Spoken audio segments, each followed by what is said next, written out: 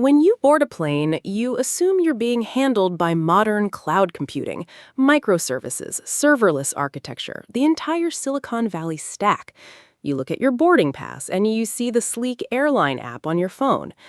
But what if I told you that behind every seat assignment, every fare calculation, and every boarding pass scan lies a system architected in 1965, written in assembly language, running on an IBM mainframe whose architecture traces back to the Cold War? And nobody, not the airlines, not the regulators, not even the engineers maintaining it, is willing to replace it. This is TPF, Transaction Processing Facility, and in a world of AI and quantum computing, it still handles billions of transactions for nearly every major airline on Earth. To understand TPF, we have to go back to a time when booking a flight was a manual nightmare. The year is 1953. Agents use physical card files and rotating racks. To confirm a single seat, an agent makes phone calls, waits for callbacks, manually crosses off a paper record. For a busy route, one booking could take 3 hours. American Airlines knew this couldn't scale. A chance meeting between an AA executive and an IBM salesman on a flight that same year sparked what became one of the most ambitious civilian computing projects in history, rivaling the scale of the era's military systems. The result was SABRE, the Semi-Automated Business Research Environment, launched in 1960. But to make it work, IBM had to build something that didn't exist, a specialized operating environment obsessed with one thing above all else: speed at impossible scale. That environment became TPF. TPF wasn't designed to be a general-purpose computer. It was designed to do one thing: process enormous volumes of tiny, simple transactions with near zero delay. And it did that so well that 60 years later, almost nothing has matched it. A mature TPF system processes tens of thousands of transactions per second, with response times measured in milliseconds, at what engineers call 5 nines, 99.999% uptime, roughly 5 minutes of downtime per year. But the raw throughput isn't the interesting part. The interesting part is how it achieves it. TPF strips away almost everything a normal operating system does. No overhead, no abstraction layers, memory management that is brutally efficient. But the design choice that actually explains the speed is this: TPF doesn't use a database in any way you're picturing one. There are no tables, no rows, no SQL queries. Every piece of data, your name, your seat, your ticket, lives in a predefined fixed-size block, and the system doesn't search for that block. It already knows exactly where it lives, down to the physical disk address. A modern SQL query has to be parsed, optimized, planned, and executed before it touches your data. TPF skips all of that.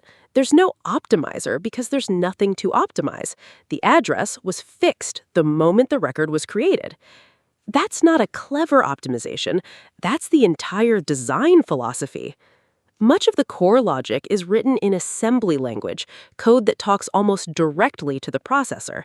No friendly abstractions, no safety nets, just raw, hyper-optimized instructions that require deep, specialized expertise to even read, let alone modify. Here is the thing that keeps airline CTOs up at night.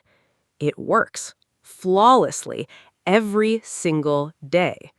Right now, TPF and its descendants are processing seat availability, fare calculations, ticketing, and check-ins across airlines carrying hundreds of millions of passengers a year.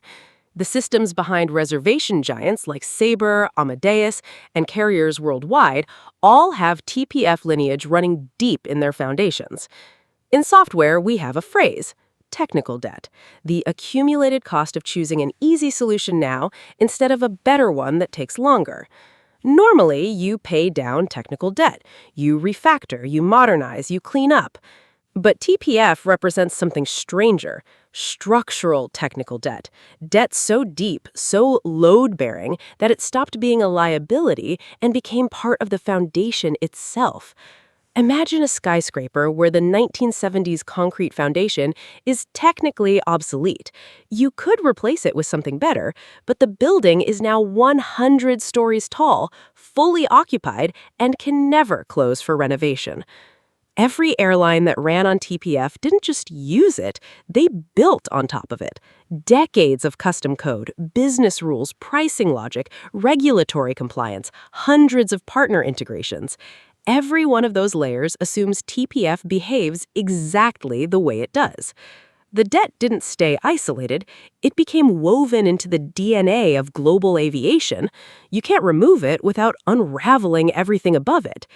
But here is what transforms this from a maintenance headache into an existential crisis.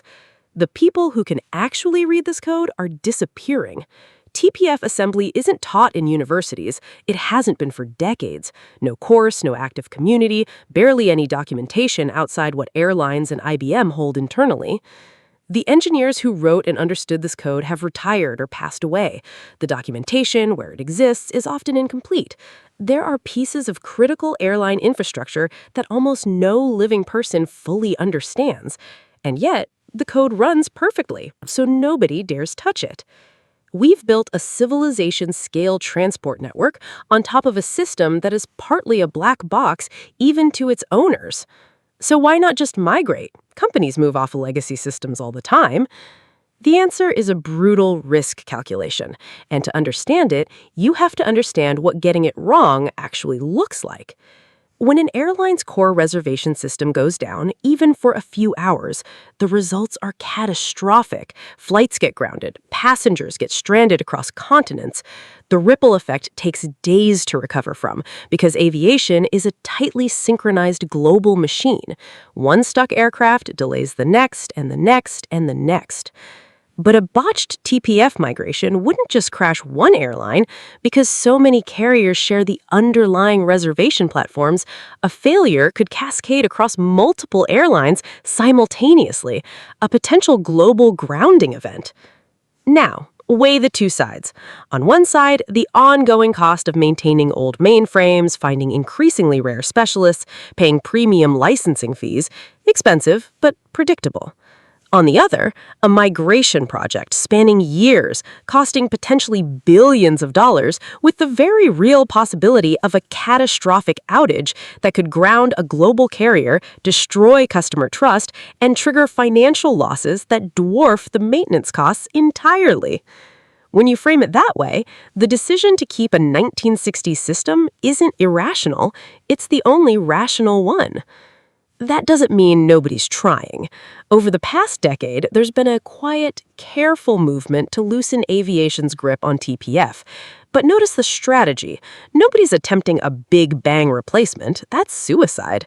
Instead, they're using approaches like the strangler fig pattern, named after a plant that slowly grows around a host tree until it can stand on its own. The idea is to build new modern services around the old system, gradually rerouting functions one small piece at a time. The mainframe keeps running, while function by function, its responsibilities are peeled off into modern cloud-based systems.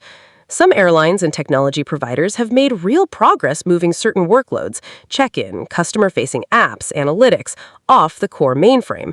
New passenger service systems built on modern architecture are slowly emerging. But the beating heart, the core transaction engine that handles seat inventory and fare processing at massive scale, remains the hardest problem to solve, and it may remain unsolved for decades. The most advanced transport network humanity has ever built runs on software that predates the moon landing, not because we can't replace it, but because we built a world that can't afford to replace it. We like to believe that technology moves forward, that the new replaces the old, but TPF reveals a deeper truth. The systems that actually run the world don't get replaced when something better comes along. They get replaced when the cost of keeping them finally exceeds the cost of the catastrophe that would follow their removal. And for TPF, that math still doesn't add up. TPF is going nowhere. It will likely outlive the airlines that depend on it. It will likely outlive every modern system we build to replace it. It is the invisible, immortal code running the sky. Corby Larry here. Let me know in the comments what's the oldest piece of technology you've personally encountered that's still running in production today. If you want more stories about the hidden systems that actually run the world, subscribe.